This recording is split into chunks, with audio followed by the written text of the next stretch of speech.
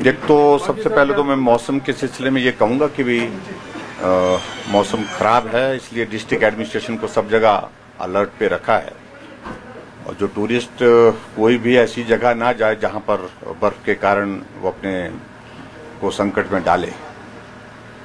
और दूसरी बात यह है कि जितनी रोड्स, वाटर सप्लाई स्कीम्स और हमारे ट्रांसफार्मर्स डाउन हुए हैं उनको रिस्टोर करने के लिए हमने तुरंत कहा है कि जल्दी से जल्दी कोशिश करिए। और मुझे इस बात की खुशी है कि बड़े युद्ध स्तर पर जो है रेस्टोरेशन का काम चल रहा है, चाहे वो रोड्स की बात है, चाहे वो वाटर सप्लाई स्कीम्स की बात है, चाहे वो हमारी पावर सप्लाई की बात है। तो उस दृष्टि से सारी चीज़ों को ठीक करने की कोशिश कर रहे हैं। इसके अतिरिक्त मुझे दो चीज़ों को लेकर के इतना कहना है कि कोविड की सारी सिचुएशन पर अभी हमने जो रिस्ट्रिक्शन लगाई है वो कल तक हैं, 26 तक हैं अभी वो, लेकिन हमने मन बनाया है कि कोविड के केसेस यथावत हैं, लगभग थोड़ा कमी जरूर आई है लेकिन बहुत ज़्यादा कमी नहीं है, लेकिन उसके बावजूद नंबर ऑफ डेथ्स जो है वो थोड़ा इंक्रीज भी हुआ है। ऐसे में जो वर्तमान में जो बंदिशें, जो रिस्ट्रिक्शंस लगाई हैं वो कायम रहेगी एज इट इज़, उसमें कोई परिवर्तन फिलहाल नहीं करेंगे। बस हाँ, 31 जनवरी तक जी। ठीक है, वो बातचीत हुई है, उसके लिए वर्कआउट कर रहे हैं चीज़ों को कैसे ठीक किया जा सकता है, कि कर्मचारियों की एक बहुत महत्वपूर्ण भूमिका है हिमाचल प्रदेश में और किसी कर्मचारी वर्ग को कोई क्षति पहुंचाने का, नुकसान पहुंचाने का कोई भी लक्ष्य नहीं है सरकार का। समय समय पर कोविड की सिचुएशन के बावजूद भी हमने कर्मचारियों को वित्तीय लाभ दिए हैं और आने वाले समय में भी उन पर उसी प्रकार से उनको हम कोशिश करेंगे कि उसी प्रकार से उनको वित्तीय लाभ जो भी मिलते हैं और जो नियम के अनुसार है, पंजाब पे कमीशन की अगर बात कर रहे हैं, उन सारी चीज़ों को लेकर के हम गंभीरता से विचार कर रहे हैं, किसी निष्कर्ष पर पहुंचने की कोशिश भी करेंगे जल्दी।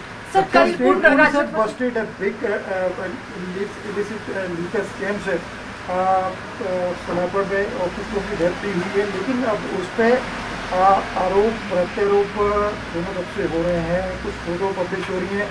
क्या सरकार इसकी निष्पक्ष जांच कर रही है? और सर इसी में ऐड की ऐसी घटनाएं बार बार भविष्य में ना हो, सरकार इसके लिए क्या कदम उठा रही है? सरकार ने सारे विषय को बड़ा गंभीरता से लिया है और हमने ये भी सुनिश्चित किया है कि जो ऑर्गेनाइज्ड क्राइम के शेप में ये सारा धंधा जो चल रहा था, ऐसी कार्रवाई की जाए जो आने वाले समय के लिए एक उदाहरण बने। और मैं समझता हूं कि राजनीतिक दृष्टि से जो कुछ लोग अनावश्यक रूप से बोल रहे हैं उनको सब्र करना चाहिए। 7 लोगों की मृत्यु हुई है। जब हम कार्रवाई करने के लिए आगे बढ़े और जब कुछ लोगों को उसमें पकड़ा गया, पकड़ने के बाद उन लोगों के रिश्ते, उनके संबंध बड़े बड़े नेताओं के साथ, किसकी रिकमेंडेशन वो पदाधिकारी बने, किस पार्टी के बने, इस बात को लेकर के छुपाने की बात नहीं है। और मैं इतना ही कहना चाह रहा हूं, जो हमारे कांग्रेस के नेता जो बहुत ऊंची ऊंची बात कह रहे थे, कृपया झांक करके देखें, आज सत्ता में नहीं है, उसके बावजूद भी उनकी हिम्मत और हौसले, उनके लोगों के, उनके पदाधिकारियों के, किस प्रकार से एक ऑर्गेनाइज्ड क्राइम करने के लिए जिसमें 7 लोगों की जान गई है, उसमें उनकी संलिप्तता पाई जा रही है। इसलिए बोलने से पहले 10 बार सोच लेना चाहिए। जहां विपक्ष के नेता इस बात का जिक्र कर रहे हैं कि शुरुआत जयराम ने की है और हम खत्म करेंगे, क्या खत्म करेंगे? क्राइम को खत्म करने का हमारा एक लक्ष्य है, हम उसको खत्म करने जा रहे हैं। जयराम का लक्ष्य किसी व्यक्ति विशेष के लिए नहीं है। 7 लोगों की जान गई है और उस पर प्रश्न खड़ा कर रहे हैं कि उन लोगों को आपने कंपनसेशन दिया। मेरा मानना है कि वो 7 लोग जो है उस साजिश में शामिल नहीं थे, लेकिन साजिश के शिकार हो गए, जिनको जीवन खोना पड़ा। उनके परिवार है, उनके रिश्तेदार हैं, उनके बच्चे हैं, स्कूल में पढ़ते हैं, छोटे छोटे बच्चे हैं, उनके मदद करने की दृष्टि से हमने इस सारी बात को सोचा है, लेकिन उन लोगों को, कांग्रेस के नेताओं को इस बात को सोचना चाहिए, विचार करना चाहिए कि ऐसी चीजों में अगर उनके प्रमुख नेता जो उनके साथ फोटो खींचने की बात समझ में आती है, चलो फोटो किसी के साथ भी खींच लेता है, कोई बार चलते चलते खींच लेता है, कई बार आकर के आग्रह कर लेता है फोटो खींचना, लेकिन पदाधिकारी तो किसी को जबरदस्ती नहीं बना सकते हैं। पदाधिकारी तो उनको बनाया गया ना, और किन लोगों की रिकमेंडेशन पर बनाया गया, तो वो परेशान क्यों है? इसलिए परेशान नहीं होना चाहिए।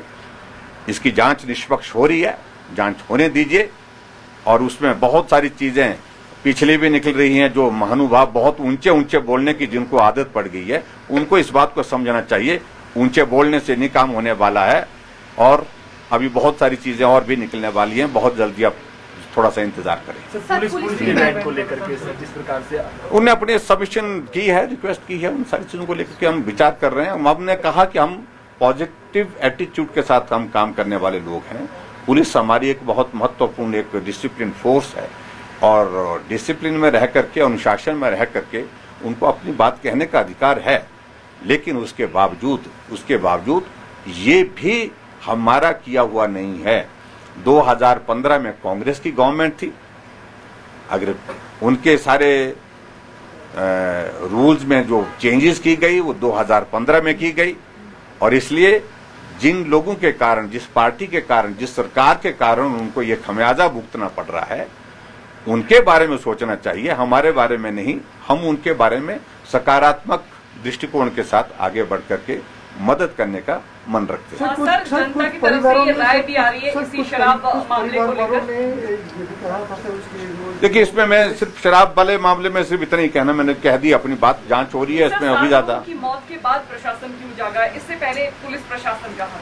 देखिए, दुर्भाग्यपूर्ण है, मैं मानता हूं उसमें त्रुटि रही है, कमी रही होगी, लेकिन उसके बावजूद भी पुलिस ने बहुत अच्छा काम किया। उसमें रातों रात उन सारे लोगों को उठा करके कहां से लेकर के आ गए, इस बात को भी समझना पड़ेगा।